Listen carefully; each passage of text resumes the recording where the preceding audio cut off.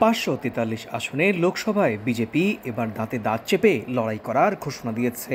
ক্ষমতাসীন এনডিএ জোটের নেতা ভারতীয় জনতা পার্টি এককভাবে এবার 370 আসনের টার্গেট নিয়ে এগোচ্ছে, আর জোটগতভাবে তাদের লক্ষ্য 400 আসন। গেলবার বিজেপি এনডিএ জোট 303 আসন পেয়েছিল, যেখানে লক্ষ্য ছিল 300 আসন, অর্থাৎ 2019 সালের চেয়ে এবার 100টি আসন বেশি পেতে চাইছে এই জোট।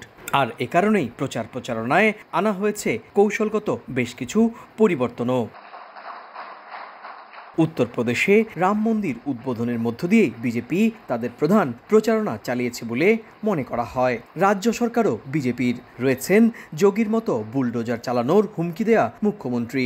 বিহারের দিকেও গেরুয়া শিবিরের তীক্ষ্ণ প্রচার কৌশল, সেখানেও রাজ্য সরকার এনডিএর। তাছাড়া বন্ধু নীতিশ কুমার পুরোপুরি গেরুয়া শিবিরকে সমর্থন করবে বলেও মনে করছেন রাজনৈতিক মহল। মহারাষ্ট্রেও বিজেপি ক্ষমতায়, তাই বাড়তি সুবিধা নিশ্চিত। বিকাশে কম খরচে ক্যাশ আউটের লিমিট বেড়ে 50,000, প্রিয় এজেন্টও 2টা। প্রথম দফার ভোটের তালিকায় পশ্চিমবঙ্গের জলপাইগুড়ি, আলিপুরদুয়ার এবং কোচবিহার। গেল নির্বাচনে এই 3 জেলায় গেরুয়া শিবিরকে দিয়েছিল সংশ্লিষ্ট এলাকার ভোটাররা, তাই এই 3 আসনে গেরুয়া শিবির এবারও জয়ের আশা দেখছে।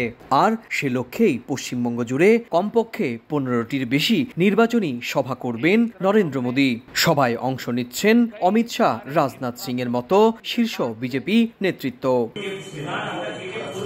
তবে শেষ কথা বলবে জনতা, আর সেই কথা জানা যাবে 4 জুন ভোটের ফল প্রকাশের মধ্য দিয়ে।